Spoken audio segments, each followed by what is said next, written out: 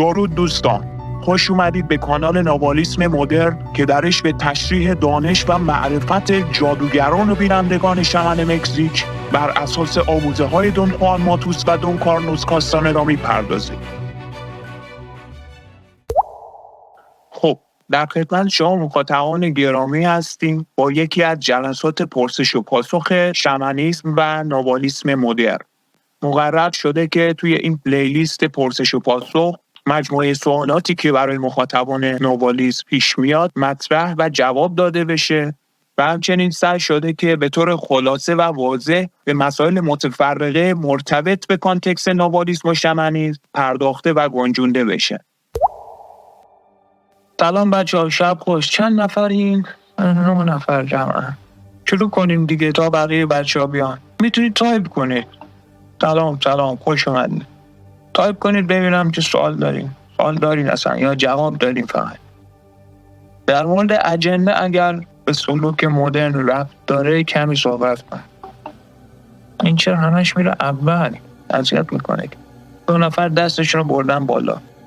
در مورد جن گفتم ببینید اگه منظورتون موجودات غیر ارگانیکه، کلا خیلی راحت بهتون بگم که تنوع خیلی خیلی زیادی دارن و توی سیستم نوالیسم به 7 تقسیم میشن. هر کدوم یه تیپن و یه سری خصوصیاتی دارن. اونهایی که قدرت دوست دارن، اونهایی که ترس دوست دارن، اونهایی که عشق دوست دارن، اونهایی که احساسات مختلف رو دوست دارن و سازوکار تعامل با اینها مبتنی بر تبادل انرژیه. یعنی شما یه چی میدی یه چی میگیری. دیگه حالا اگر سوال خاص و تخصصی تری دارین میتونین بپرسین که من بهتون بگم. مثلا اینکه نمیدونم طلسم و موکل و اینها همش قرارداد دیگه.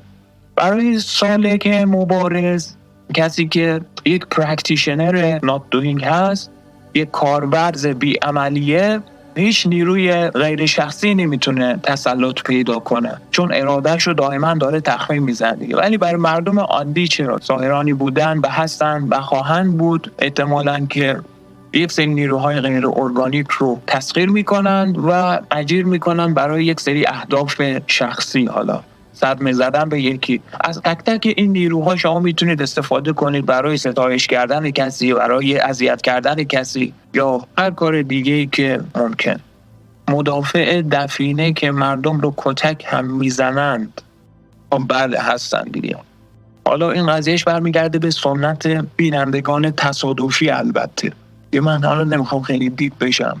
توی تمدن مصر شما مثلا ببینید طبقه اشرافیت رو که می‌خواستن مومیایی کنن، ما جواهرات و از به خدمتتون که ما زیور آلاتشون اینها رو توی تابوت میذاشتن و یا حالا حتی دفن میکردن. اون قضیه اینه که این قدرت‌های غیر ارگانیک کنار اینها بوده دیگه. استاد در مورد تکچشم ماتریکس که فرمودید با همون فراماسونری مشابه است. ببینید بچه‌ها من خیلی علاقه ندارم وارد این قضیه بشم. همون فریمیسون ها هستن اتفاقا، ولی از من توضیح بیشتر نخواهید. چی اصلا به ما ربطی نداره. اصلا ما سالک مدرنیم، ربطی به ما نداره. چرا؟ چون کافیه که مرکز ارادت رو تو تقویت نگه داری دیگه، پرورش بدی دائما. همین الان گفتیم هیچ نیروی غیر شخصی نمیتونه برای شما تسلط پیدا کنه. بله همون هستش و این قضیه تکچشم به حوزه سلسله مراتب موجودات غیر ارگانیک برمیگرده و حالا اینکه چه تیپ موجوداتی باز اینجا گفتن که هایی که نگهبان دفینه هستن. بله یه تیپ‌های خاصی هستن با یک سری الفاظ خاصی، حتی یک سری اعداد خاصی احضار میشن و به کار گرفته میشن برای یک سری تاسکای خاصی و کسی هم که بخواد بره تجاوز کنه به حریم اون انرژی، اون متفقه پاسبانی میکنه دیگه، حراستشه، در واقع اذیت میکنه، نمیذاره که شما دسترسی داشته باشی به اون گنجینه، حالا اون منبع انرژی که اونجا قرار داره. چرا؟ چون اون منبع انرژی که اونجا هست طلا هست یا هر شیء قدرتی که انرژی رو در خودش ذخیره کرده، در واقع پایه‌گاهی است برای اون شبح گذر کرده بین این جهان و آن جهان که در واقع حراست میشه توسط موجود غیر ارگانیکی که یک پیمان انرژیایی با اون شبح گذر کرده بسته. حالا بگذاریم، نمیخوام وارد پیچیدگی‌هاش بشم. و فلسفه‌ش هم برمیگرده به بقای آگاهی‌ها. یعنی مثلا فراعنه مصر هدفشون بقا در دقت دوم بوده که مومیایی میشدن. حتی کارلوس کاستاندا هم فکر میکنم اشاره کرده کوچولو دیگه، آره دیگه یادم میاد، یه کتاب ملاقات های با نابال به آرمان تورس میگه دیگه اینها رو، یه کوچولو اشاره میکنه. سنت ساحران دقیقاً برعکس سنت خدایان هست، درسته؟ به خاطر اینکه بقای در دقت دوم یک نوع زندانی شدن آگاهی کالبد انرژیه. درست مثل تمدن ساحران کهن که اینها علاقه به سرزمین موجودات غیر ارگانیک داشتن. کارلوس کاستاندا مثال میزنه، میگه اگر شما میخواید یکی رو شکنجه روحی کنید، بندازیدش توی جعبه سربی، ببینید که آشفتگیش پایان پیدا نمیکنه. این قضیه همون مومیایی کردن است. این مومیایی یه خوبی داره یه بدی.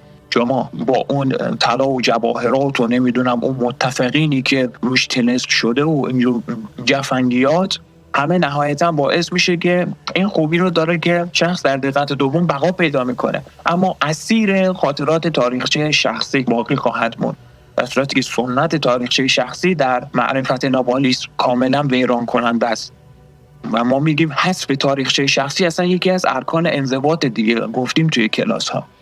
عرض به خدمتتون که شخص گذر کرده، اون فرعون که خدا خطاب میشه، خدایگان در واقع خطاب میشه، از طریق عبادت انسان‌ها یا موجودات شگالی سوم بازمانده در تونال تغذیه انرژتیک میشه برای بقا در دقت دوم. اون متفقینش هم از طریق همون انرژی عبادت تغذیه میشن برای اینکه پاسبانی کنند از کل اون ثروت و نمیدونم گنجینه ها و به قول شما دفینه ها و غیره. همه اینها انرژیشون رو در واقع از موجودات ارگانیک به دست میارن دیگه، حالا به طرق مختلف. اصلا درباره این که چرا بعضیا میگن کتاب‌های کارلوس کاستاندا کلاً زایده تخیلشه یا عده‌ای دیگه میگن کتاب‌ها مثلا تا جلد ششم حقیقت داره و از اونجا به بعد رو خودش نوشته، و در مقابل چرا عده‌ای دیگه بدون اینکه تجربه خاصی داشته باشن کاستاندا و کتاب‌هاش رو باور دارن؟ علتش سطح ادراک است. ببینید اولا که این جملاتی که گفتی کاملا درسته واقعا، و سیستم ماتریکس که کلا میگه کارلوس کاستاندا یک شارلاتانه. یکی میاد میگه کل کتاباش مثلا اوکیه، ما حالا میگیم 98% مطالبی که کاستاندا گزارش کرده اتفاقا مبتنی بر واقعیت، حالا واقعیت از نوع معمول یا غیر معمول. چرا؟ چون ما تجربه میکنیم دیگه. اون 2% چیه؟ اون 2% به خاطر سیاست‌های آمریکا که پابلیشراشو تحت فشار میذاشتن، یا خود مؤسسه کلیر گرین خیلی عذاب کشیدن دستن در کارانشون، چون دائما دچار دیستورشن و تحریف میشدن دیگه تحت سیاست‌های ماتریکسی دولت آمریکا. هر جای دیگه هم همچین قوانینی هست. بنابراین طبیعی هستش که هر جایی مطلب غیر شخصی و سرچشمه گیرنده از ابرآگاهی در میون باشه، نیروهای بیگانه هستن که اون رو تحت خفقان قرار بدن. چرا؟ چون اگر قرار بود همه بشر آگاه میشد که الان ما زندان نبودیم، الان ما در دقت اول اسیر نبودیم. درسته؟ چیز طبیعیه دیگه. همیشه نیروهای بیگانه تضاد ایجاد میکنن. بنابراین اینکه انتظار داشته باشیم مدینه فاضله باشه و نمیدونم هر کی میاد یک حقیقتی رو کشف میکنه همه بپذیرن، این که غلطه، اصلا معنی نداره. اگر چنین بود که ما الان اینجا حتی گرد هم نیومده بودیم این حرفا رو بزنیم. یک پوشیدگی هست، یا صوفیان میگن که یک پرده حجابی گرفته این جهان رو که انسان همش در پی کشف و شهوده. دقت میکنیم و اینم که همه یک نظر داشته باشن بازم غیر معقوله. یه عده‌ای میان حالا مثلا یه امتیازی به کارلوس میدن، حالا میگن 7 جلد اولش فقط درسته. چرا؟ چون فقط 7 جلد اول رو تونستن خوب توجیه کنن. یا یه عده‌ای میگن با اون بخش گیاهان اقتدارش مشکل دارن، میگن 2 تا کتاب کارلوس کاستاندا غلطه، ما بقیه‌اش درسته. یا مثلا من خودم با کتاب هنر رویابینی شروع کردم، میگم مهمترین کتاب هنر رویابینیه، ولی خیلی از اساتید هستن مخالفن، اصلا بعضی که رد میکنن، میگن غلطه. ما توی کلاس هم گفتیم، باز تکرار میکنم، اینو به یاد داشته باشید از من، ما یه کتاب رویابینی داریم که اونم مال کارلوس کاستانداست و تک تک این مباحثی که توی این کتاب The Art of Dreaming لیست شده همش سنت جادوگران کهن رو در خودش مخفی و پنهان داره. پس این نارضایتی، این ناراحتی چیه که 2 تا کتاب کارلوس کاستاندا رو تونستن خوب توجیه کنن؟ یا یه عده‌ای میگن نمیشه بشر به اجماع برسه واقعا.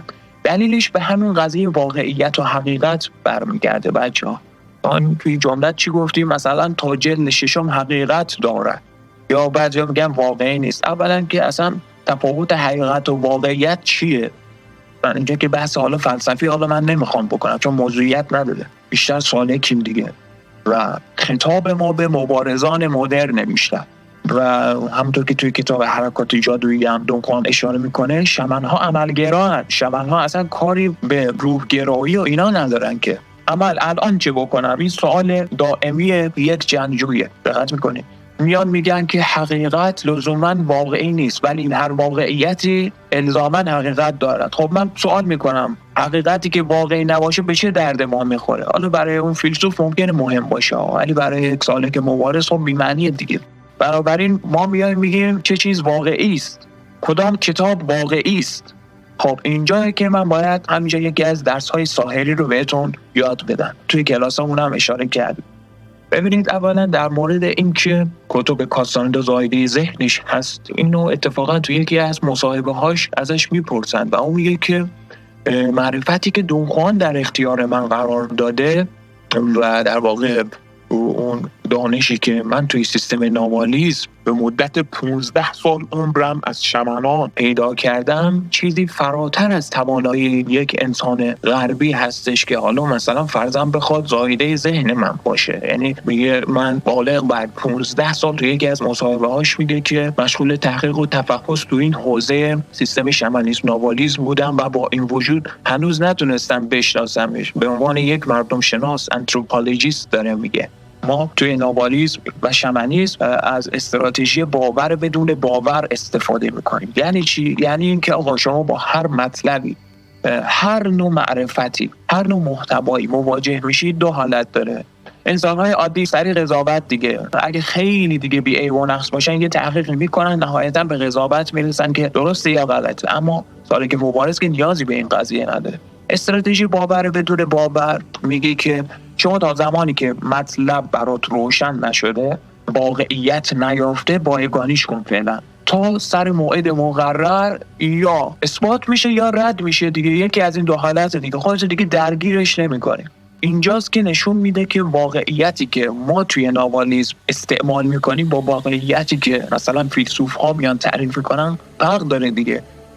واقعیت به طور کلی یعنی یک پدیده‌ای که یه عده، یک جامعه آماری، حالا توی فنومنولوژی هم بحث‌های خاصی میکنن، نمیخوام واردش بشم، یه عده‌ای برش اتفاق نظر داشته باشن آقا الان این کلاس برقراره، درست، همه شما تایید میکنید، پس این یک واقعیت، یک رخداد واقعی است، تایید میکنیم، درست. این واقعیت تو حوزه واقعیت معموله. توی عرصه عرفان و معرفت قضیه که فقط واقعیت معمول نیست، همونطور که کارلوس کاستاندا توی تز دکتریش هم رشته مردم شناسی در واقع مطرح میکنه، یک واقعیت غیر معمول، نان اوردینری ریالیتی هم باید در نظر بگیریم. مثلا چی؟ مثلا آقا من دیشب در رویای خودم با موکلم مثلا بحثم شد سر یک قضیه فرضاً. الان من چطوری به شما که توی این کلاس آنلاین هستید حاضرید به شما چطور ثابت بکنم این قضیه رو؟ آیا اصلا معنی داره؟ شما باید به تو رویای من تا من به شما نشون بدم قضیه رو دیگه. بعدش هم تازه فرض کنیم که من یکی از شما رو گرفتم تو رویام آوردم، از کجا معلوم که اون خودت باشی؟ از کجا معلوم که هوشیاری لازم رو برای دیدن اون مطلب داشته باشی؟ اینجا که قضیه خیلی پیچ تو پیچ میشه. یعنی این مشکلی هستش که بین فیزیسیستا و متافیزیسیستا هست بچه‌ها، و راز این پرده نهان است و نهان خواهد بود. نظر شخصی من اینه که این مشکل حل نخواهد شد، این تضاد همیشه هست، چون بیگانه نمیخواد، نیروی بیگانه نمیخواد. حالا میگن که حدس و گمان‌هایی هست که هوش مصنوعی میاد این تضاد رو حل میکنه. بعید میدونم، چون هوش مصنوعی هم کار پروازگره. دقت میکنیم. عرض به خدمتتون که چرا باید بیان منبع انرژی خودشون رو هدر بدن، مفتی برملا کنن، در حالی که راه تغذیه غیر ارگانیک های بیگانه همینه. شکارچیان بیگانه از همین طریق جهل انسان دارن غذای انرژی میخوان. بنابراین واقعیتی که پس ما میخوایم بیایم توی حوزه نابالیسم معنا بکنیم قطعا واقعیت فلسفی نیست دیگه. ما میگیم من هر آنچه را که تجربه میکنم میدانم، این میشود برای من واقعی. دقت بکن چی میگم، تکرار میکنم. آن چیزی برای من واقعی است که آن را تجربه میکنم. پس فلشبک میزنم به استراتژی باور بدون باور. هر پدیده‌ای که مواجه میشید ارگانی میکنید، اصلا چه درست چه غلط بزن، حتی اگر اطلاعات پیش زمینه‌ای دارید، تا زمانی که من اون رو تجربه نکردم میشود افسانه دیگران. اصلا در قالب افسانه این رو برچسب بزنید، دسته‌بندی بکنید، فهرست برداری بکنید اصلا، چون این کاریه که همه انسان‌ها حتی سالکان هم در دقت اول انجام میدن. اما زمانی هستش که میری در پی کشف و شهود و تحقیق لازم رو به عمل میاری که ارزشیابی کنی اون پدیده رو که واقعیه یا نه. شما میری به آزمون و خطا میپردازی. دو حالت داره، یا تجربه میکنی یا نمیکنی. اگه تجربه نکردی میذاریش کنار، دیگه اصلا هیچ فکر هم نمیکنی، حتی حرف هم نمیزنی، چون دیگه انرژی خالی میشه. یعنی حتی توی جمعی گفتگویی مثلا میخوای بکنی که آقا بحث بکنیم سر اینکه فرضاً تو همین مقوله فلان کتاب کارلوس کاستانادا دروغه یا ساخته ذهنش فلانه، این میشه انرژی خالی دیگه، اصلا چون ربطی نداره. بحث های معرفتی فقط شخصی ان و همزمان غیر شخصی. یعنی من فقط باید برام ثابت شده باشه که چی درسته چی غلط. دو حالت داره، یا اثبات میشه یا اثبات نمیشه. اگه اثبات نشد میشه افسانه، اصلا خیلی راحت افسانه میشه. اگر اثبات شد دیگه پس برای من واقعی است. خوب دقت بکن چی دارم بهت میگم، برای من واقعی است. من تو رو نمیدونم، بیرون توهمه، اصلا بیرون اصلا من نمیدونم چه خبره. قرار نیست من هر جایی میرم هر چی بگم که این که نمیشه، که این که همش میشه بساط انرژی خالی. بنابراین آنچه که من تجربه میکنم برایم واقعی است. پس اگر من در رویایم با موکل صحبت بکنم برای من واقعی است. چیزی که برای تو یک افسانه است اصلا تا زمانی برای تو افسانه است که تجربه نکنی. استراتژی باور بدون باور پس شد این. حالا میخوای تنت میخوای واقعا آزمون و خطا کنی، باید پیشو به تنت بمالی، بری به سمت تجربهش. یا بدنت گارد میگیره، میترسی، میگه آقا فعلا من میذارمش کنار، یا اینکه میری مثل من که رفتم برخی از تجربیات کارلوس کاستانادا رو واقعا تحقیق کردم توی عالم رویا، دیدم نه بعضیش واقعا درسته. اون تعدادی که درست بود برای من پس واقعیه. برای من اصلا عین روز روشنه که کارلوس یک زمانی با موکل رویابینی خودش میت کرده، ملاقات کرده. حتی برای من روشنه که یک سری مباحث رو اصلا در موردش نگفته. چرا که تا همین قدرشو گفت بنده خدا رو دیوانه بعضیا مجنون خطاب کردن. با حال اینکه اون مباحث غیر شخصی رو میگفت. مثلا فکر کن تو همین یادداشت‌های ساحر که اخیرا منتشر شده شما یه عبارات عجیب غریب جدید میشنوید. این اصلا از برنامه روح بوده، قرار نیست همه چی رو بهشون بگی که. برای من پس مهرت میشه. پس استراتژی باور بدون باور دیدی چقدر انرژی منو ذخیره کرد، اصلا هیچ درگیری هم نکشیدن. خیلی جالبه دیگه. Believing without believing. اوکی؟ فکر میکنم به اندازه کافی توضیح دادم. بنابراین شما همچین حرکتی بزنید، یعنی تا زمانی که تجربه نکردید بذاریدش کنار، کاری نداره چی باشه، اصلا همش غلط. چه کاری اصلا به من چه ربطی داره؟ من چرا باید بیام از کارلوس کاستانادا دفاع بکنم؟ اصلا چرا؟ به چه حقی؟ اصلا دفاع کردن نقص سالکه. این خود دونخوان داره میگه، از خود نوشته های دونخوان دارم بهتون میگن، آپدیت میکنن. سالک چیزی برای دفاع کردن نداره که من تجربیات خودم رو دارم، آنو باور میکنی یا نمیکنی تو به همون اندازه تجربیات خود من و خود من بی اهمیتی. در این حال هر کسی دوست داره میاد تجربه میکنه، یا میرسه یا باز نمیرسه. روش‌های مدرن وجود داره. به عنوان مثال برای رویابینی کتاب روان اندر راه هست. من خودم اتفاقا با همون کتاب روش بختک اختیاری رو یاد گرفتم، بختک ارادی رو، و تونستم برای اولین بارها توی زندگی هوشیار بشم تو رویا. و تازه فهمیدم واقعیت غیر معمول تازه یعنی چی. یعنی اصلا موقعیت دیگری از نقطه تجمع که این منه هنوز هست. بعد درگیر مسائل فلسفی حالا چطور ثابت کنیم، این اصلا بس اثبات شدنی نیست. یا مثلا توی کتاب مصاحبه دو رویابین مدرن ما اومدیم بحثش رو ترجمه کردیم که پاول تولی میاد میگه این یک مشکل متافیزیکی است که نمیشه مطالب ابر آگاهی رو به عنوان واقعیت اثبات کرد به انسان‌های دیگه. بله این جمله هم رواست و من میگم اتفاقا همزمان این یک مشکل منطقی هم هست. چرا؟ چون منطق ما ناقصه. منطق ما کافی نیست برای تحلیل پدیده‌های ابرآگاهی. مثلا ابر آگاهی جایی تجربه میشه که منطق خاموش باشه. ما میگیم معرفت خاموش، معرفتی که از خاموشی کلام و خرد به دست میاد. ببین توجه بکنم، استدلال، اثبات، منطق، اینا کار خرده، از موقعیت عادی نقطه تجمع ناشی میشن.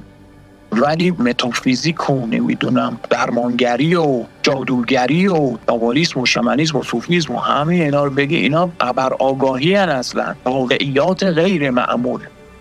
پروف جایی معنی داره که یک چارچوب مرجع لختی وجود داشته باشه، در صورتی که من تو رویا مثلا شعار اصلا نمیبینم. رویا محیط موجودات غیر ارگانیکه، اونجا من به چی رو ثابت کنم؟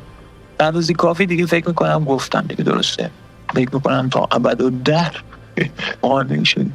کسب انرژی به جز انضباط و مواردی که گفتید از چه راههایی ممکنه؟ اکتساب انرژی رو در قالب مقوله انضباط میایم بررسی میکنیم دیگه. دقت میکنی؟ یعنی هر چیزی که اصلا انضباط برای کسب انرژیه و مواردش همونایی که مثلا گفتم. یعنی شما انواع و اقسام راههایی که برای قطع گفتگوی درونی میتونید حتی طراحی کنید جدید باشید و مسبوق به سابقه نباشید. چرا؟ چون ما تو عصر مدرنیم دیگه، همه چی که کلاسیفای شده نیست، داستان بازه. عرض به خدمتت هر چیزی که بتونه پیوندگاهت رو حرکت بده، ذخیره انرژی جنسی، ذخیره انرژی از طریق گلوگاه، حتی سکوت کردن، با اقسام اینا هست. حالا اگر منظورتون ریاضته که بله، ما میتونیم بگیم ریاضت هم نوعی منجر به ذخیره سازی انرژی میشه، منتها ما این رو انضباط نمیدونیم. حالا یکی از بچه‌ها رو چرا مثلا انضباط نده؟ حالا به خاطر اینکه دونخوان واردش نشده دیگه. و یعنی شما مکاتب مختلفی میتونید پیدا کنید. هر عملی مثل فرض بکنید که دقت شما رو متمرکز بکنه، اون مرتازی که توی عقرب میخوابه این داره متمرکز میشه دیگه، انرژی درد رو داره تجمیع میکنه. اینا اصلا ما توصیه نمی کنیم. یا مثلا اون روزداری که فکر کن یه ماه، 2 ماه، 2 تا چله، 3 تا چله پشت سر هم فقط روزهای سخت تازه میگیره. یعنی مثلا یه وعده غذا در روز و حتی گاهن یه روز در میون، یا حتی بعضن کمتر و بعضی که دیگه کلا اصلا غذا نمیخورن. اینا راههای دیگه ای هستش که ما توصیه نمیکنه، مثل گیاهان اقتدار که ما توصیه نمیکنیم. اینها در واقع تو کانتکست ریاضت بررسی و تحلیل میشن. موارد دیگه ای هم هست مثل از دست دادن خود بزرگبینی یا تخریب هسته ایگو، کمین و شکار و امثال هم که هر کدوم یه مبحث جداگونه هستن. یعنی این جلسه در اون سطحی نیست که به هر کدوم بخوام بپردازن، مبسوط هستن. حال دیگه این که انرژی از کسی که بیشتره به طور طبیعی به شخصی که انرژی کمتری داره منتقل میشه. چه کاری میشه کرد که این اتفاق نیفته؟ یکی از مهمترین استراتژی هایی که توی ناوالیسم هست دست نیافتنی بودنه. وقتی انرژیت رو به دیگری منتقل میکنی که در دسترسش باشی دیگه. در صورتی که استراتژی آنابیلیبیلیتی تا حدود خیلی زیادی شما رو میتونه از این قضیه مسئول نگه داره. آقا اون بنده خدا هم که انرژیش از شما کمتره گناهی نداره. میدونی چرا؟ چون اونم بازیچه است دیگه، بازیچه بیگانه است. اصلا تو فکر میکنی گدایی که سر کوچه اون طرف خیابون مثلا داره گدایی میکنه، اون که تقصیری نداره. اون نیروهای بیگانه است که اون دستشو به سمت دراز میکنه، امواج منفی رو کالبد انرژی حس میکنه و ممکنه سطح انرژی بالانسش به هم بخوره یا نقصان پیدا بکنه. دقت میکنی چی میگم؟ شما در دسترس نباش بدین معنی هستش که اصلا دقت نباید بدی. توجه بکن چی دارم میگم، اصلا دقت نباید بدی. حالا چطور دقت ندی؟ از طریق عدم احساس اهمیت، اینکه شما هم رتبه برتری از دیگری نداری. احساس دلسوزی به حال دیگران که ریشه در احساس دلسوزی به حال خود داره و این احساس دلسوزی به حال خود که ریشه در خود مهم بینی داره و اینو قبلا هم توضیح داده بودم. این قضیه رو اگر شما بتونید هندل کنید و حلاجیش کنید دیگه سیال میشین دیگه، این یک باد در دسترس قرار نخواهید گرفت. حالا یکی از استراتژی هایی هستش که من به ذهنم رسید، این هم داخل پرانتز بهتون بگم، اون کسی که واقعا متکی بر اراده شخصیش هست به هیچ وجه انرژی نمیده. مثلا دونخوان به هیچ وجه از جوامع انسانی که کنارگیری نمیکرد. تو دل انرژی خارها میره و بدون اینکه نوسان زیادی پیدا کنه کالبد انرژیش ازشون عبور میکنه و کارش هم اتفاقا انجام میده، نیازش هم مرتفع میکنه. خودش تمرین میخواد دیگه، تمرین تسلط بر اراده شخصی میخواد. بی‌عملی هایی که بهتون درس دادیم اینا همه کمک میکنه. لطفاً در مورد انرژی خاران انسانی، در مورد اینکه بعضی اوقات نزدیک شدن به این افراد باعث کم شدن انرژی میشود توضیح بفرمایید. الان داشتیم همینو میگفتیم، درسته؟ و اینکه نزدیک شدن به این افراد خیلی جالبه که من یه زمان خودم خیلی تحت تاثیر قرار میگرفتم.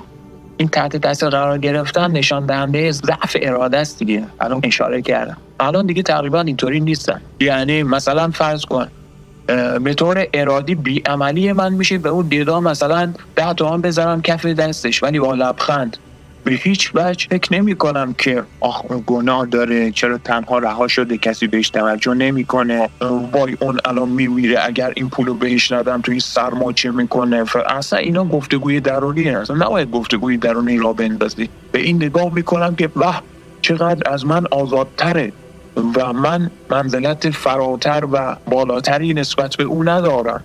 اگر قرار گفتگوی درونی را بندازم، این گفتگوی درونی رو را میندازم. این باعث میشه که خود بزرگبینی باد نکنه دیگه، چون ایگو که باد بکنه حالا باقالی بیاره بار اولاق کن، از اون بعد دوباره باید انرژی بدی ایگوانه. ما محاصره هستیم از 4 جهت و 6 جانب دیگه با نیروهای غیر ارگانیک. گفتم اون بنده خدا که هیچ تقصیری نداره، تویی که سطح آگاهیت به اصطلاح بیشتره باید هندل بکنی.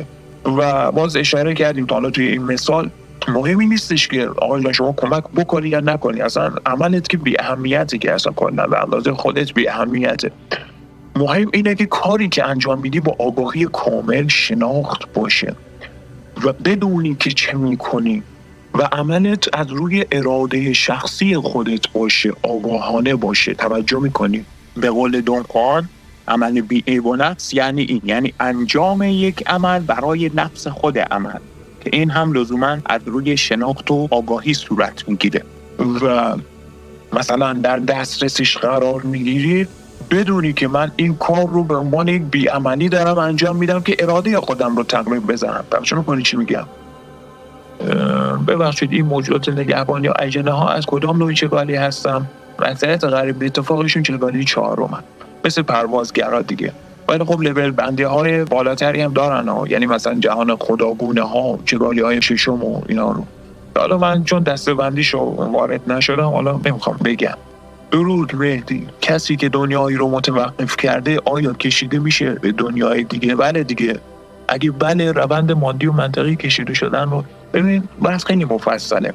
توقف دنیا آیا منظورت به همان معنایی هستش که بینندگان به کار میبرن؟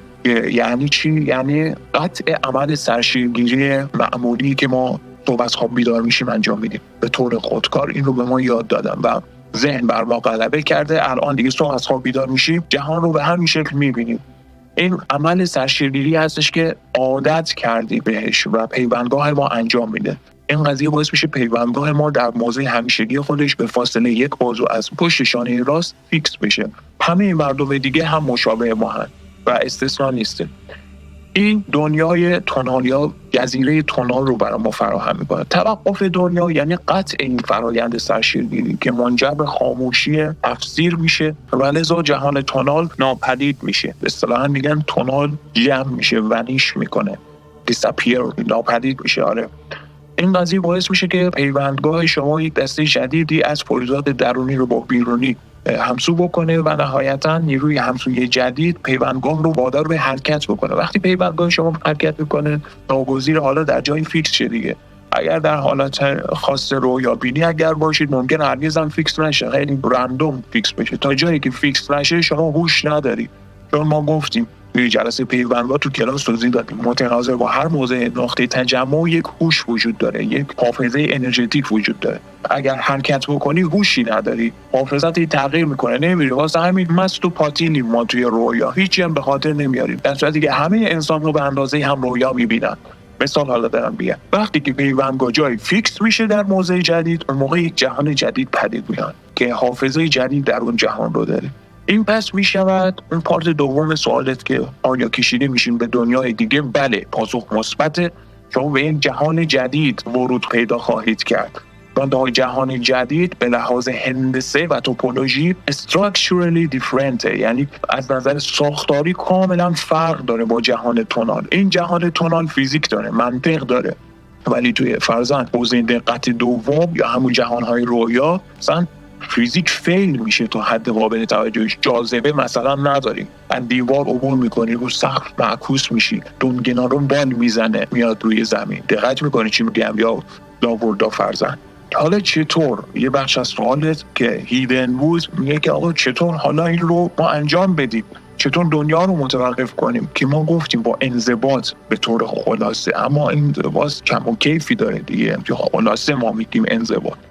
یکی از مهمترین ارکانی که ما توصیه میکنیم توی ناوالیسم مدرن رویابینیه. دقت میکنیم بدون استثنا کسانی که تمایل دارن میتونن رویابینی رو تست بکنن. یه عده از بچه‌ها هستن که استعداد کمین شکار دارن، ما بهشون مرور دوباره رو پیشنهاد میکنیم. مرور دوباره هم پیوندگو رو جابجا میکنه و در موضوع جدید فیکس میکنه. منتها موقعیتی که درش فیکس میشه در حوزه‌ای از تاریخچه شخصی هستش، یعنی سفر زمانی شما انجام میدید در مرور دوباره. در واقع یعنی جابجایی پیوندگاه از شیفتینگ به درون پیل است، تو عمق پیل است، اما جابجایی رویابینی به بیرون پیل است. دقت میکنیم از نوع دیسپلیسمنت و اون دیگه سفر زمانی که هم میتونه باشه و بعضی از جهانها لازمانند. اصلا سفر مکانی هم باز معنی نداره سفر به طور کلی به یک موقعیت دیگری از نقطه تجمع و حوزه غیر ارگانیسمه. بنابراین ماهیت این جهانها رو بدونید. متناظر با هر موقعیت نقطه تجمع تکرار میکنن یک جهان وجود داره، منتها این جهانها خواص خودشون رو دارن، یعنی فرق میکنن با هم. اصطلاح ساحران کهن گروپ آف تونال، یعنی یک مجموعه تونال وجود داره متناظر با هر موقعیتی از نقطه تجمع که استقرار پیدا میکنه. حالا تو حوزه دقت اول همین جهانی که ما میبینیم از قواعد فیزیکی پیروی میکنه، منطق درش وجود داره. توی دقت دوم که جهانهای غیر ارگانیسم و همه چیز ناپایدار، دود و نمیدونم ابر شکل و اینا هستش. دقت سوم که کلا همه چیز انرژیه و فقط انرژی وجود داره، نه بدن وجود داره، نه عدد وجود داره، نه کلام وجود داره. اصلا تفسیر وصف خاموش میشه. اون دیدنی هم که میگن دیدن بصری نیست به هیچ وجه، دیدن پیوندگاهه.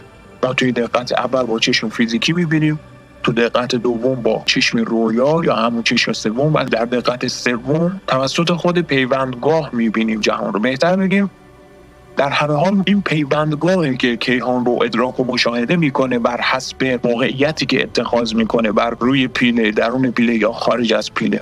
همونطور که کارلوس کاستاندا میگه ما یه پیوندگاه هستیم.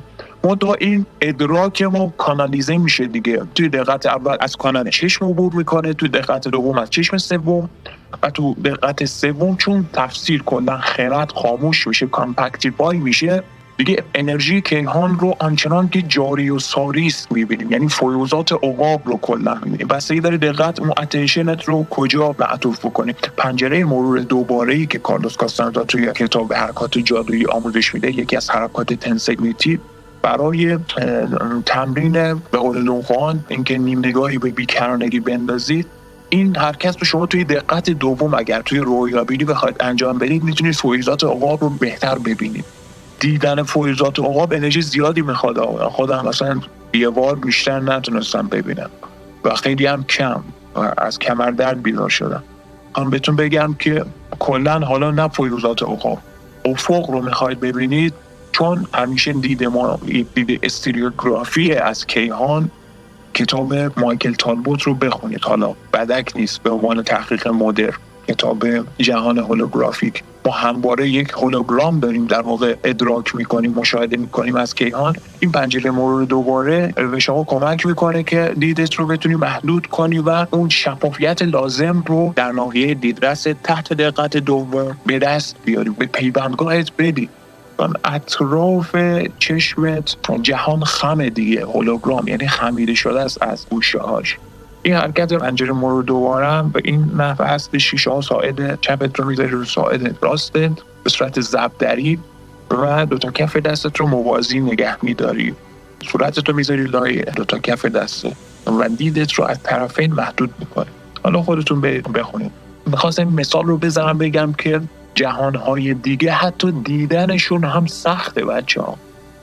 یه سری جهانها وجود دارن که اصلا وقتی تجربهشون میکنی اصلا زبانت لال میشه. مثلا چی؟ مثلا اولین باری که مثلا من عرض خدمت تحت حمایت اسید بودم با حالت یگانگی با کیهان، چیزی هستش که تو فقط میدونی این تکرار شدنی نیست، ولی زبانت بند میاد، یعنی واقعا نمیتونی وصفش بکنی که این چیه. ادراک که همه چیز و هیچ چیز، یعنی من همه چیز هستم و در این حال هیچی نیست. اینجور جهان‌ها وصفشون واقعا سخته. چرا؟ چون ما یاد گرفتیم که از کودکی به ما گفتن که با منطق اینا رو وصف کنیم دیگه، هر چیزی که می‌بینیم وصف کنیم. الله ابر آگاهی اینقدر شسته و رفته نیستم. برای اینو خواستم بگم دنیاهای دیگه که سوال پرسیدی چطور کشیده میشی و اینا، ما فقط تجربه میکنیم. ساحران هم همینطور، خیلی اصلا حرف نمیزدن در مورد رویاهاشون یا جهانهای دیگری که تجربه میکردن، چون واقعا کلام قاصره به نوعی. اینه که منطق خاموش میشه و ما نمیدونیم به کجا کشیده میشیم. تنها راه اشاره‌ای که ساحران پیشنهاد میدادن که چطور با غم بیکرانگی و این غربت جهانهای دیگه کنار بیایم، اون افسردگی که من هم خیلی افسردگی کشیدم به خصوص جلسات اول رویا بینی، تنها راه غلبه برایش تجربه مداوم و مستمره. یه پارت سوالت هم این بود که گفتی روند مادی چطوره. ببینید چند تا حالت وجود داره. یه حالت این که ما بخوابیم، بدن که میخوابه و البته رویا تفکیک میشه، از پانیل گلند میزنه بیرون، همون کالبد رویا شاکله انرژی که با بند سیمین به کالبد مادی وصله. و عرض به خدمتت که یه حالت هم هستش که جسمم و بدنن میرن. مثلا قضیه دلیتل اسموک، دودک رو میدونید دیگه، خوندید توی کتاب‌های اولیه کارلوس کاستاندا که این مثلا حجم تونام رو کوچیک میکنه، چگالی رو صفر میکنه، بدن غیر ارگانیک میشه، تبدیل به دود میشه و دیگه از فیزیک عبور بکنه، یعنی پرواز کنه فلان. حالا خب بگم چارچوب مرجع لختی نیستش که اینو ثابت کنه. حالا این لیتل اسموک یه دی گریت اسموک هم دارن. حالا من از یکی از دوستان شمن هم پرسیده بودم، مخلوط مال مرکزتیزان کهن بوده. گریت اسموک یعنی دود بزرگ. این رو میزدن میرفتن تو گور میخوابیدن و کلا غیر ارگانیک میشدن. اصلا توی مکزیک گورستان ساحران وجود داره، گورستانی که قبراش همشون خالیه، به خاطر اینکه بدن کلا حل میشه، به دود تبدیل میشه و مستقیما میرن قصدشون رو در جهان موجودات غیر ارگانیک اعلام میکنن برای سکونت و دیگه هم بر نمیگردن. این The Great Smoke یک چنین قدرتی داره. اما The Little Smoke میشن تازه خیلی وحشتناک بودن. چه برسه به خب بچه‌ها تا اینجا که زحمت کشیدید ما رو تحمل کردید، یه لطفی هم بکنید کانال نومانیسم مدرن رو سابسکرایب کنید. اگر از این دست ویدیوها خوشتون بیاد لایک رو بکوبید پای این ویدیو که با اقتدارتون جون بگیره. ضمن سوالاتتون رو میتونید کامنت کنید و ویدیو هم واسه دوستاتون شیر بکنید. ممنون. موکل رویا از همون اجنه است دیگه، قاطی نکنید دیگه. جن حالا ما گفتیم فرض میکنیم که یک تیپ از موجودات غیر ارگانیک. موکل رویا یا فرستادی رویا، دریمینگ امیسری، یک موجودی هستش که در واقع قالب شکل پیدا میکنه با نیرویی که از سرزمین موجودات غیر ارگانیک نشأت میگیره. اون ابر اسفنجی که اگر دیده باشید، اگر مرور دوباره کرده باشین به اولین بارهایی که سرما خوردید، مثلا 2 سالگی 3 سالگی، من توی 4 سالگی مثلا یه بار سرما خورده بودم، دچار هذیانگویی شده بودم، اون ابر اسفنجی سرزمین موجودات غیر ارگانیک رو دیده بودم که انرژی درد ازش ساطع میشه. و اصلا هذیان ها من تو کلاسام گفتم مکالمه ما با موجودات غیر ارگانیک هم، ولی چون هوش لازم رو نداریم یادمون نمیاد دیگه. مثلا پیوندگاه ما جایی هستش که حافظه متناسب با همون موضع رو داره و اون چیزی به خاطر نمیاریم و مهم هم نیست. اگر شما مرور دوباره کنید به اولین دفعاتی که سرما خوردید، حتما یادتون میاد مستقیما ببینید که شما هم سرزمین موجودات غیر ارگانیک رو دیدید. اون سرزمین یک حاله های انرژتیکی رو خلق میکنه که توی جلسات رویابینی ممکنه به هر شکلی در بیاد. اون شکل یا هر موجودی که هر قالبی که با خودش میگیره، اون موجود به دقت شما ریاکشن نشون میده، یعنی شما سوال بپرسی جواب میده. اون موجود رو بهش میگن موکل رویا. اوکی، ارتباط باش خطری نداره مگر اینکه انرژیتون خیلی خیلی دیگه زیاد باشه بخوان شما رو کلک بزنن و اینه که باز استراتژی در دسترس نبودن در دقت دوم اینجا دیگه البته مطرحه و شما نباید به همین راحتی ها در دسترس قرار بدید خودتون رو. استراتژی های کمین و شکار وجود داره که اینها خودشون کمین کننده شکارچی هستند دیگه. این میشه تمرین پیشرفته کمین و شکار و اصطلاحا میشه استاکینگ د استاکرز یا کمین و شکار کمین کنندگان شکارچی. بند پیشرفته‌ایه که از دسترسشون خارج بشی. فرضاً موکل رویا از شما میخواد که قصدت رو برای یک چیزی بلند اعلام بکنی و شما قرار نیست به خواستش گوش بدید. میتونی مشورت بگیری مثل کارهایی که خیلی از ساحران مکزیکی بومی مکزیک انجام میدن و کارلوس هم مشورت گرفت بدون اینکه خطری داشته باشه. اما همیشه یادتون باشه هیچ ضمانتی نیست. شما باید بر ارادت همیشه مسلط باشی، بدانی که چه میکنی، هر جایی نری، هر چیزی رو بله نگی. دقت میکنی شاید یکی مثلا بخواد بندازه تو رو تو چاه مثلا انرژی هامون رو بگیره. بله دیگه انرژی میگیره دیگه. وقتی میگیم دقت میگیره بس یعنی چی؟ تمامی معاملات کیهانی مبتنی بر تبادل انرژیه. یعنی شما یه چی میدی یه چی میگیری. یک ازدواج همینطوره، رابطه پدر و فرزند همینطوره، عرض به خدمتت رابطه دو تا دوست همینطوره. دقت میدی دقت اینا همش انرژیه. از دید یک بیننده همه چیز در این کیهان انرژی است. ما یک چیزی میدهیم یک چیزی میگیریم. موکل رویا هم تو ازش مشورت میگیری و دقتت رو میدی، برابری انرژی داری مصرف میکنی. من میگم رویا بینی خودش انرژی میخواد، پس انرژی جنسی که ذخیره میکنی کجا میره؟ تو رویا بینی مصرف میشه دیگه. بنابراین مد نظرتون باشه که خطر واقعی اون جای احساس میشه که سالک رویابین پر انرژی پیشنهاد سکونت در قلمرو موجودات غیر ارگانیک رو از جانبشون دریافت بکنه یا مثلا موکل بخواد چرب زبانی بکنه و از این بحثا. درود مهدی عزیز. روح با هر کسی به طور منحصر به فرد برخورد میکنه. مهدی جان یه مقدار در مورد این صحبت کن. ببینید اولا که برای ارتباط با روح باید انرژی داشته باشید. یعنی مثلا کسی که اصلا خودش نمیدونه چی میکنه، مثل انسان‌های عادی دیگه بیشترشون خودشون خبر ندارن کجا هستن.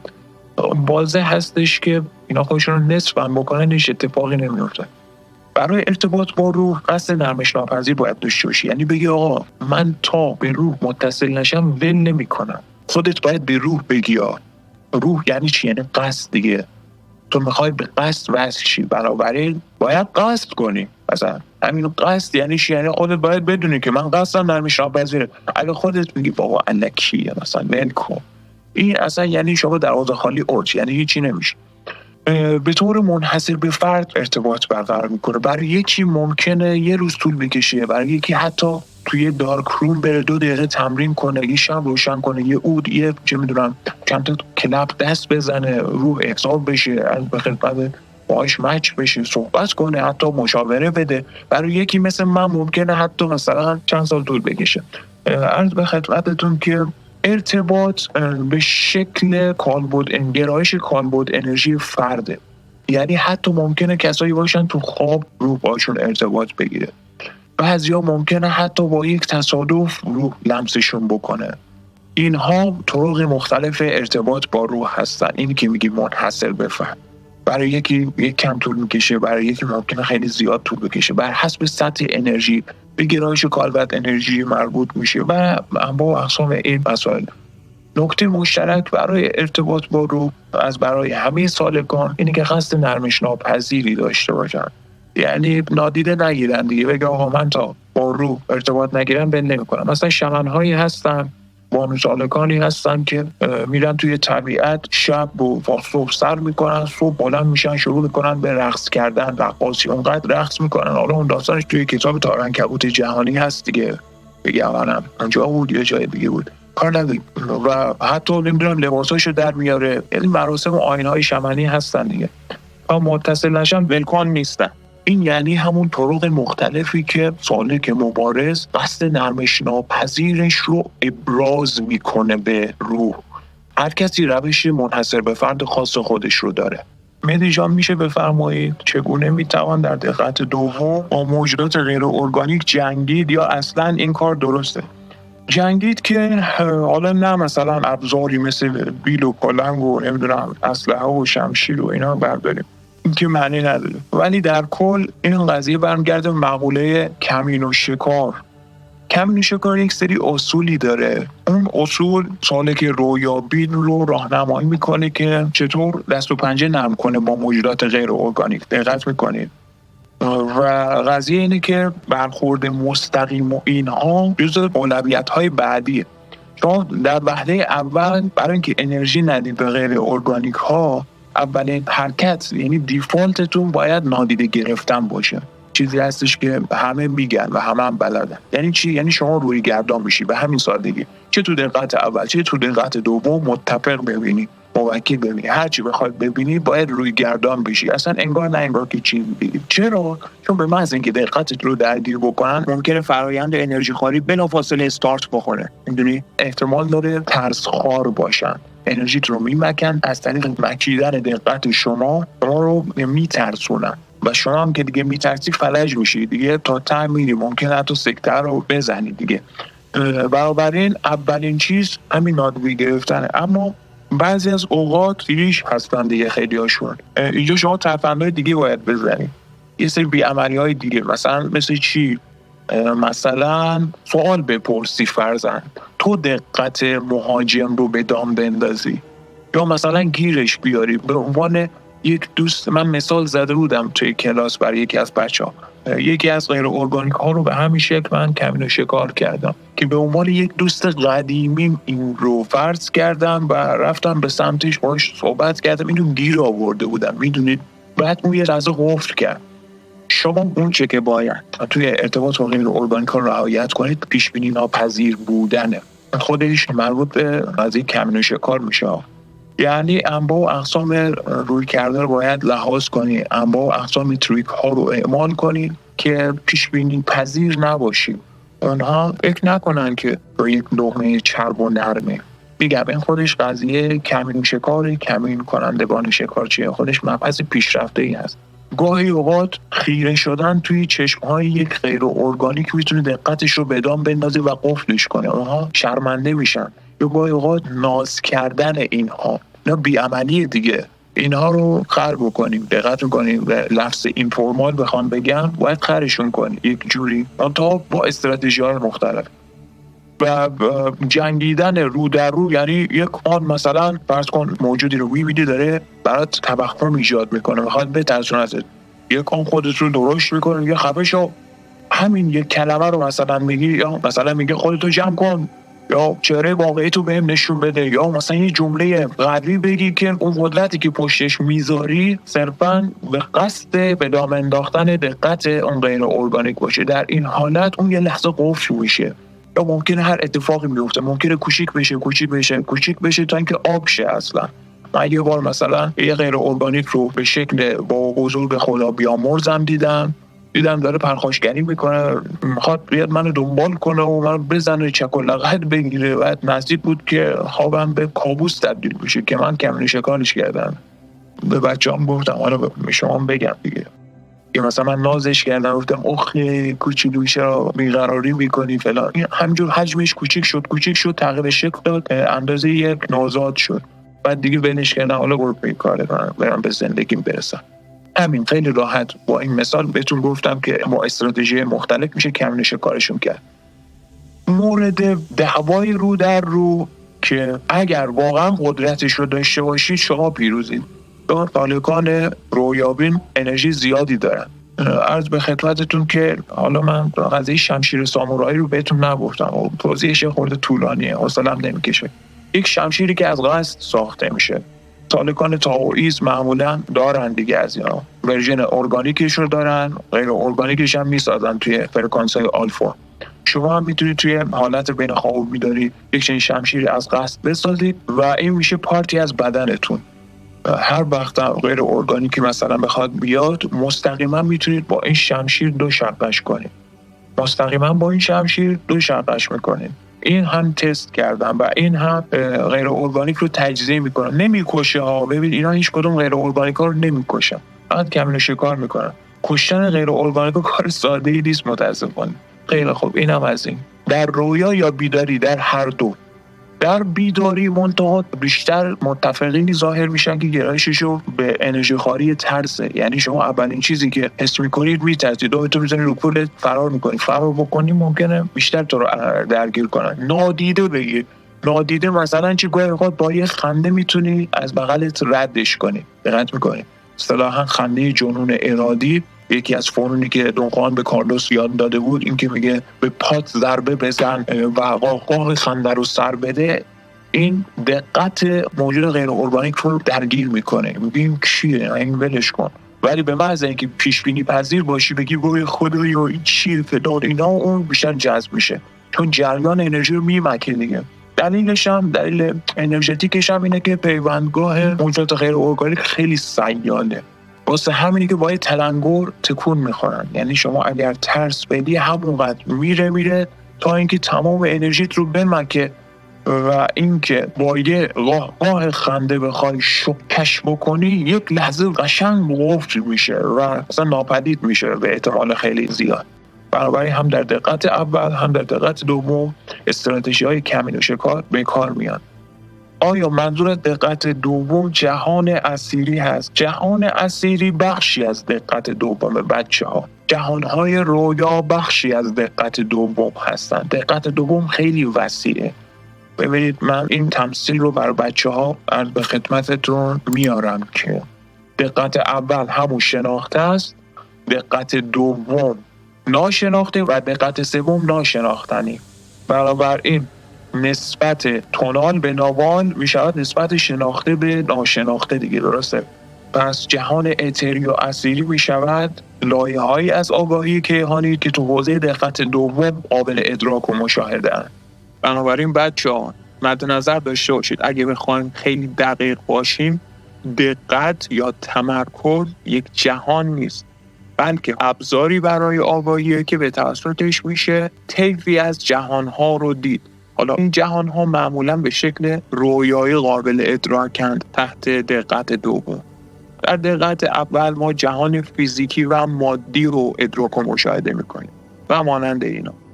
پس اینم از این. انسان همانطور به سوی معرفت میرود که به سوی جنگ، هوشیار و چالاک، با ترس، توقع و اطمینان مطلق. این چنین به سوی معرفت یا جنگ رفتن به هر صورت اشتباه است. خب بعد اینا فرمایشات دون خوانه. خب سوالتون چیه؟ یکی ما قبلا هم گفتیم دیگه، اولا که این معرفت آقا اصلا چیه؟ معرفت منظور معرفت خاموشه، silent knowledge، که بعدها دون خوان باز میکنه قضیه رو. فکر میکنم به کتابای اول برمیگردیم، اوایل که دون خوان میگه من در موقعیتی هستم که به همون ترتیب آموزش تو رو برای مرد معرفت شدن شروع کنم که پیر من به من آموزش داد. یعنی دون قلیان در واقع میگه و من هم همون ادبیات رو برای تو به کار میبرم. در واقع ما میگیم مسیر معرفت به همان اندازه خطرناک است که شگفت انگیز، به این خاطری که واقعا به دل میدان نبرد ما داریم میریم دیگه. قشنگ میری مواجه میشی با کیهان شکارخوار، درسته؟ هوشیار و چالاک در واقع برمیگرده مقوله اراده، ترس، توقع و اطمینان مطلق. میگه که این چنین به سوی معرفت یا جنگ رفتن به هر صورت اشتباه است. بله اینجا اول دون خوان داره التیماتوم میده که حواست باشه کجا داری میای، اینجا خونه خاله نیست.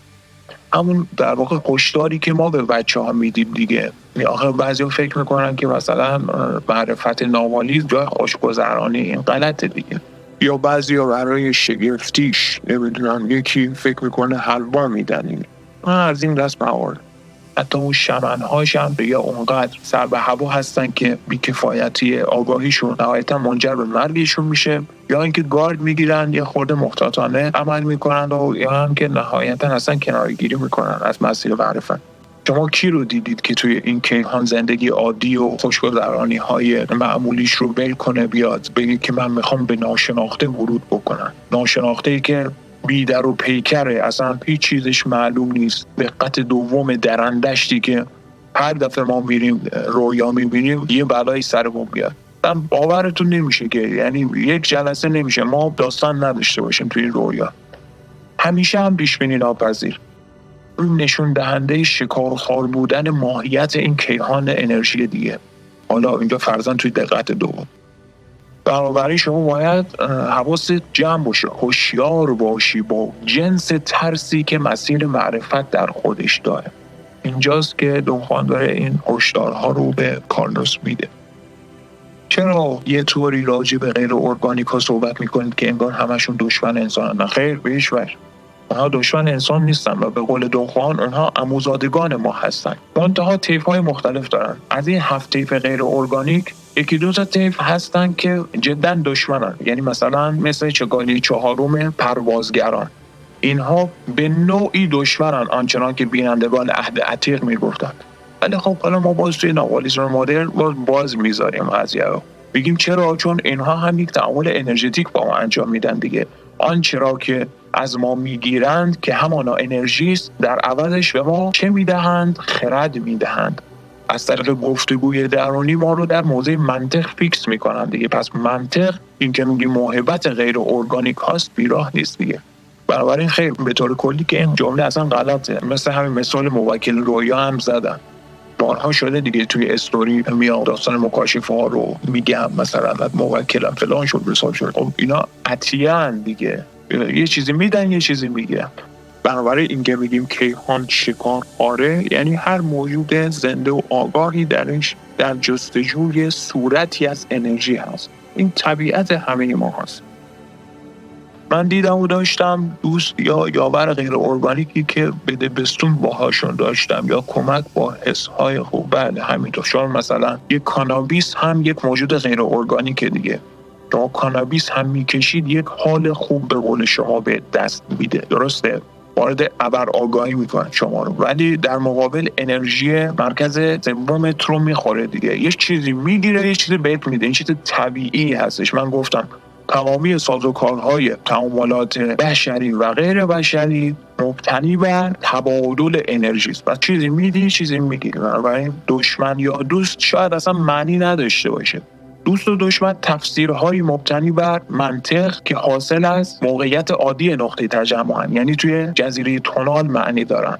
من مثلا 10 تا دوست دارم، تو مثلا 2 تا دشمن داری، یا مثلا عمه من با خاله بابام مثلا بد دشمنه. اینا تفاسیر تونالن. توی دقت دوم دیگه مبارزه فقط معنی داره، یعنی جاری هستش که برای یغماگری انرژیت میاد و تو باید کمین و شکار کنی، و جایی که موجوداتی برای تبادل انرژی ساده مثلا یا چیزی میپرسن چیزی میگیرن یا چیزی میخوان، هر خواسته ای رو نباید پاسخ مثبت بدی یا هر تعاملی رو نباید به معنای جنگ در نظر بگیری و از این دست مواد.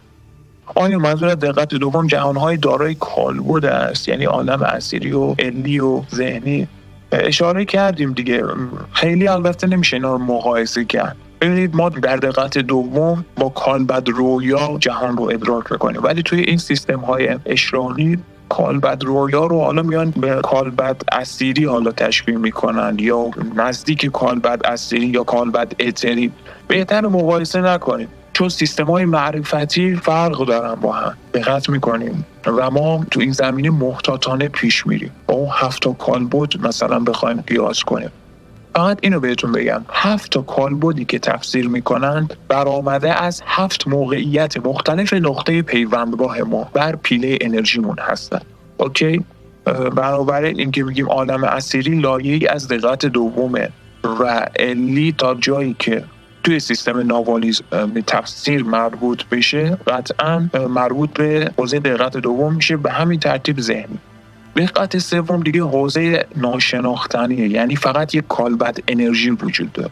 یعنی من یک محتوای انرژی هستم در دقت سوم، من یک کالبد رویا هستم در دقت دوم، و در مواضع خاص دیگری که توی طبقه بندی های مختلف همون لایه های دقت دوم رو دارم میگم، چون خود دقت دوم هم لایه است دیگه. جهان مثل لایه های پیازه. این یک تقسیم بندی دقت اول و دوم، تمرکز اول و دوم و سوم.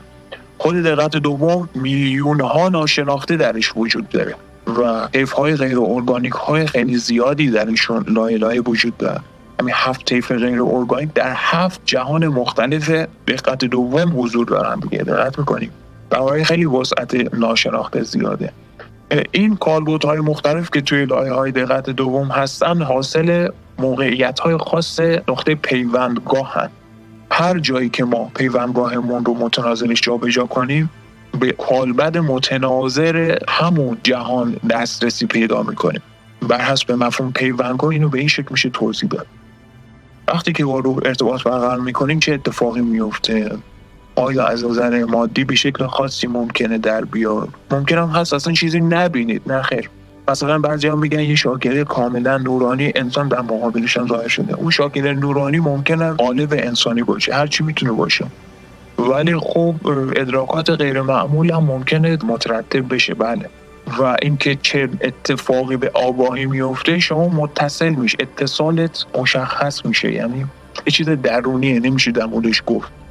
و شما مثلا تمرین میکنید، میگید من مثلا فلان چیز رو میخواهم و برایش تلاش میکنید و میبینید به دست میاری. این مثلا یکی از نتایج پیش پا افتاده شو. یا فرضاً قصد میکنی من امشب میخواهم رویا ببینم، همون شب دقیقاً رویا میبینی. اینا از نتایجشه. یا مرورات مثلا شفافتر میشه. اما اقسام این اتفاقات میفته. این در واقع پیوند قصد تو غالب میخوره دیگه. این میشود همون پاکسازی پیوند با تشریح. و دقت سوم جهانهای فراتر از کالبد روح خیر. باز نمیشه این رو مقایسه کرد. دقت سوم حالتی از ادراک که بینندگان عهد عتیق به خاصی کسانی بودن که تجربهش کردن. در این حالت آگاهی انسانی شخص در واقع اصطلاحاً بهش میگن به معرفت خاموش دست پیدا میکنه و یک دریای سیالی از فیوضات رو میبینه و مشاهده میکنه. فیوضات عقاب بهش میگن Eagle's Emanations. دقت میکنید. و آنچه که میبیند یک پیوندگاه هست. یعنی من یک پیوندگاه هم در کالبد انرژی. همونطور که دون خوان هم توضیح میده همه مراکز تولید انرژی در قالب یک واحد یک پارچه در میان و مجموعاً به یک ادراک میرسن. ما اصطلاحاً میگیم پیوندگاه کیهان رو به این شکل میبینه. به چه شکل؟ به شکل دریایی از انرژی آنچنان که در کیهان جاری و ساری است، آنچنان که شما به افول در کتب کارلوس کاستانر دیدید. این میشود دقت سوم که بینندگان عصر جدید از خطه دون خوان این حالت از آگاهی را به عنوان یک مرحله از کمال بهش نگریستن و گفتن جایی هستش که آزادی درش محقق میشه. چرا؟ چون تمامی اشکال تفسیری خاموش میشه بچه‌ها. یعنی چی؟ یعنی الان این جهان دیگه نیست. هیچ گروه تونالی وجود نداره. یعنی هیچ مجموعه تونالی تفسیر نمیشه. چرا؟ چون گفتیم تفسیر به کلی خاموش میشه دیگه. تو ویدیوهای پلیلیست مبانی ناوالیسم در خصوص خاموشی تفاسیر به اندازه کافی صحبت کردیم دیگه. یعنی ادراک ما دیگه بلاواسطه است. واسطه تفسیری وجود نداره. تمامی بندهای تفسیری با تلاشی میشه. کارلوس هم باز توی ملاقات با نوال میگه آزادی از همه نوع اشکال تفسیری و این همان آزادی دیگه. ببینید تا جایی که ما نیاز داشته باشیم آزاد نیستیم دیگه. اما کجا نیاز داریم؟ جایی که گروه تونال وجود داشته باشه و گروه تونال ناچار تفسیر کنه. همین تفسیر ما رو نیازمند میکنه. البته از اون طرفش نگاه کنه. تفسیر باید خاموش بشه که ما بی نیاز باشیم. و نهایتاً چه میشویم؟ یک شاکله انرژی، یک سازواره انرژتیک غیر ارگانیک در دریای فیوضات عقاب سیال است. و دقت سوم میشود اون چه که تحت عنوان کمال ساحران ازش یاد میشه و بینندگان جدید میگن تا جایی که زمین زنده هست و پیله زمین انرژی دارد، سالک غیر ارگانیک در کرانه فعال بیکرانگی به حیات خودش ادامه میده در قالب یک سازواره غیر ارگانیکا. اوکی، این میشه دقت سوم به عنوان یک نوع کمال. در واقع حالا توی یکی از جلسات کلاسمون هم بحثشون کردیم، یک انبساط ماکسیمال کالبد انرژی. خب بگذارید گره زدن کالبد انرژی به کالبد فیزیکی. گره زدن کالبد انرژی به کالبد فیزیکی مربوط میشه به کم کردن فواصل بین دو کالبد که برای فعالسازی حافظه انرژتیک و تحریک کالبد انرژی نیازه. حالا گروه‌های ساحری ما مثال زدیم، یک سری ترفندهایی داشتن ساحرها، اینا بیننده بودن دیگه، یک سری پرتوهای انرژی رو به هم وصل میکردن ولی حالا ما سالکان مدرن که هیچ کسی رو در دسترس نداریم، تنها با تامینات انضباط میتونیم فاصله بین دو کالبد رو نزدیک کنیم و به صفر برسونیم. این همون حالتی هستش که شما بیدار میشوی که یک سری نیازهای تونالت رو در دقت اول مرتفع کنی و میخوابی تا در جهانهای دقت دوم در ناشناخته با کالبد رویات سیر بکنی و هر دو تا عمل رو کاملا هوشیارانه انجام میدی، برخلاف انسان عادی که اصلا رویاهاشو به یاد نمیاره ها. یعنی در هر دو طرف به طور موازی زندگی میکنه. این میشود معادل انطباق کالبد ها، انطباق کالبد انرژی و کالبد رویا و کالبد فیزیک. وقتی دونگنا رو مانوف هاشو انجام میداد، پس توی دقت دوم بوده. سوال خوبیه، چگونه کارلوس میتونسته اونها رو ببینه؟ آیا میشه این گونه مانوف ها رو در دقت اول انجام داد و چگونه؟ این سوال خیلی کار داره بچه‌ها. ببینید گروه های ساحری اصلا چرا تشکیل میشده؟ به خاطر که ساحران این قضیه رو فهمیدن که دقت وقتی تجمیع بشه انرژی ها رو انباشته میکنه و از طریق انرژی انباشته شده میشه وارد قلمرو ناشناخته شد. از طریق همین تونال اون قرارگاه گروه نامال یادتون هست دیگه، توی جای گم شده ای تو دل بیابون بود و کارلوس بارها دوست دختراشو میبرد و هرگز نمیتونست اینها رو به اون مقام برسونه. بعدا میگفتن در تقدیر نبوده فلان، اون اشخاص انتخاب نشده بودن و نهایتا فلورینا دانه رو تایش آبلار به اون نقطه میرسند. قضیه چیه؟ این مقره رو در حالت ابرآگاهی از طریق اختلال گروه ناوال میساختن. چه شکلی میساختن؟ این قلمروها با قصد ساخته شده از نیروی قصد جمعی گروه ناواله. اینا انرژی ذخیره میکردن همشون و دقتاشون رو هم میریختن و از طریق قصد ناوال گروه، مثلا دون خوان، یک جایی رو میساختن در ناحیه تونال گم شده که در دسترس نباشه. چرا نباید در دسترس باشه؟ خب واضحه دیگه، به خاطر اینکه مزاحم تونال نباید داشته باشی. تو همین الان میخوای رویا ببینی، اگر صبح تا شب یکی باشه رو مخت راه بره، این اختلال ایجاد میکنه. شب اصلا احتمالاً انرژی برات نمیمونه که بخوای رویا ببینی. مثال رو خواستم بزنم بگم چرا تو دل بیابان؟ به خاطر اینکه در دسترس نباشن.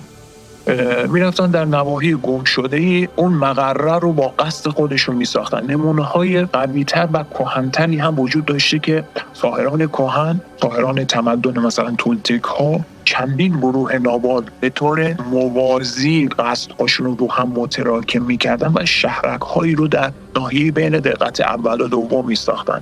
حالا چرا میساختن؟ برای اینکه یک سری تمرین هایی انجام بدن، یک سری تمرین های ناشناخته. حالا افراد رو میبردن توش، از اون طریق یه سری درس هایی بدن. مثل میدونید چی میمونه؟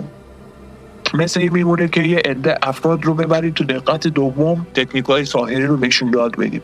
خیلی راحت تر یاد میگیرن دیگه. چرا حالا خیلی راحت تر یاد میگیرن؟ چون منطق کوچیک میشه و ما با ادراک مستقیم، با معرفت خاموش اینها رو درک میکنیم.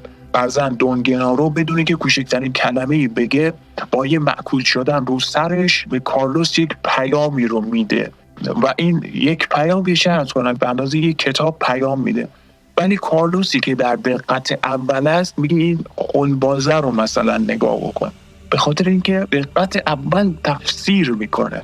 حالا اگر خود کارلوس در حالت ابرآگاهی باشه دیگه غلط میکنه نادیده بگیره، یک عالم معرفت درش بروش با میشه. میگیم این مثلا چطور داره این کار میکنه، چطور فرضاً مثلا مثل لاگوردا پرواز میکنه. پروازهای اینها در اون حالت ابرآگاهی اتفاق میافتاد. خب واضحه دیگه، تو تونال که نمیتونیم پرواز کنیم که، درسته؟ قاعده جاذبه نمیذاره.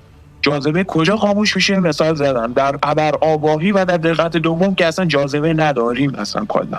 خیالتون راحت، ما با اراده جاذبه رو میسازیم توی رویا. اینو بعداً رویا ببینید، خیلیاتون که رویا بین هستید میدونید. بنابراین در ناحیه بین دقت اول و دوم بوده یا حالت heightened awareness، ابرآگاهی که توسط اقتدار جمعی گروه ناوال مهیا میشده. هدف چی بوده؟ ساحرها این نکته رو کشف کرده بودن که به معرفت خاموش شاگردا راحت تر میتونن این مطالب رو درک بکنن، چون فقط قضیه اینه که تو تجربه بکنی. اصلا نیازی نداریم انقدر ما توضیح بدیم مثل این کاری که الان مثلا من دارم میکنم. دقت میکنی؟ این غلطه. اصلا با یه تجربه کردن همه چیز رو تو متوجه میشی. به این خاطر بوده که پارتی از آموزش‌های گروه نابال در حالت ابرآگاهی بوده، همونطور که کاردوس هم گزارش میکنه. باز دونگنارو رو مثال زدی، داخل پرانتز بگم دونگنارو حالا شخصی بوده که چون 7 جهان رو طی کرده بوده و عرض به خدمتت که کالبد رویاش رو مورد دقت اول کرده بوده، منظورم 7 دروازه رویا بینی رو کلا گذشته بوده ازش و بیشتر با کالبد رویاش در دسترس گروه نابال قرار میگرفت. کالبد رویا دیگه توی دقت اول هم حتی از قوانین فیزیکی پیروی نمیکنه و این دیگه خیلی نوبتن آدم سیخ میکنه دیگه. میشه اون قضیه که من اولی کلاس هم توضیح دادم، بعضیا میگن آقا این افسانه است و فلان. اگر واقعا میخوای افسانه بدونی باشه هیچ مشکلی نداره، تو مختاری به عنوان یک انسان عاقل و بالغ حق این رو داری که این رو افسانه بدونی. ولی چیزی که من تجربه کردم، نظر من رو بپرسی، برای من چیز عادیه اصلا. بله دروازه پنجم رویابینی اونقدر تجریدی هستش که سالیک 2 میشه دقیقا، همزمان یک کالبد انرژی ولی 2 میشه، یعنی یکی کالبد فیزیکی و دیگری کالبد رویا. کالبد رویا خوبی که داره از قوانین فیزیکی پیروی نمیکنه، مثلا خیلی محدودیت هم داره ها، یعنی مثلا قصد خوردن و اینا رو بلد نیست، ولی کماکان میتونه چیزی رو از زمین بلند کنه. اون چه که از زمین بلند میکنه به هیچ وجه یک حرکت مثل یک حرکت فیزیکی نیست، بلکه با قصد خودش، با نیروی اراده شخصی خودش بلند میکنه. این رو اول باید توی رویا یاد بگیری، یعنی میشه دروازه 3 رویا بینی، حدودا دروازه 2 3 ما یاد میگیریم که چطور از دیوار عبور کنی تو دقت 2 و کجا که اراده بکنی روی دیوار قرار بگیری. مثل دونگنارو دیگه، گاهی اوقات از دیوار رد میشد، گاهی اوقات میرفت روی دیوار افقی هم میشد. خب این 2 قصد مختلف دارن. این تمریناتش توی دقت 2 انجام میشه. بعدها که کالبد رویا از دروازه 5 رویا بینی عبور میکنه وارد دقت اول میشه، دیگه خیلی از محدودیت ها برداشته میشه. و دروازه 6 که دیگه توده مادی هم اونقدر سیال میشه که حتی با توده مادی هم میشه یک چنین حرکاتی زد، مثل دونکوان که میگه به کمک اقتدار تاتوره تونست پرشی به ارتفاع یک درخت بکنه، که باز حالا کار ندارم به اون بخش از مخاطبانی که اینو در قالب افسانه دسته‌بندی میکنن.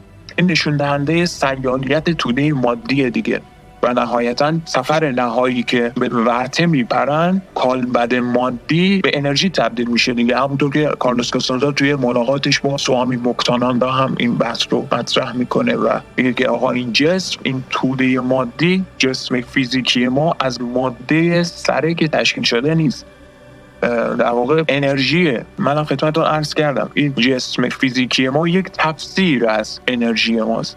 پیوندگاه جا به جا بشه این تفسیر قطع میشه، عمل سرشیبگیری قطع میشه و توده جمع میشه، منبسط میشیم ما به دود، به نور، حالا به مار پردار، به هر چی ممکنه تبدیل بشه صاحب بر حسب فرقه‌ای که داره. حالا کاری ندارم، اصلا مثال بزنم با اینکه خیلی بیراه رفتم و فکر کنم تا حدودی براتون روشن کردم. واقعا جنبندی جوابهای این مدل سوالی که گفتم خیلی کار داره، سخته و بارها باید این کتاب‌ها رو بالا پایین بکنید تا این چیزی متوجه شیم و صرفا خوندن کتاب‌ها هم کفایت نمی‌کنه تا اینکه اصلا رویا ببینید.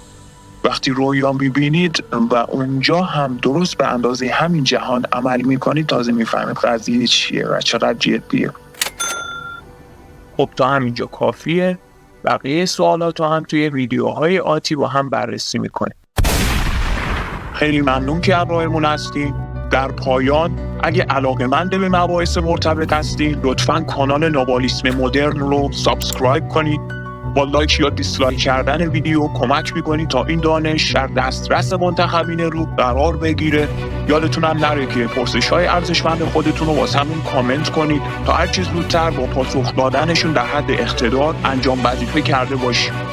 همچنین برای کسب اطلاعات بیشتر پیرامون معرفت نابالیسم مدرن، آثار، کتب و دوره‌های آموزشی مربوطه میتونید ما رو در شبکه‌های اجتماعی که لینکشون تو بخش توضیحات همین ویدیو قرار داره دنبال بفرمایید.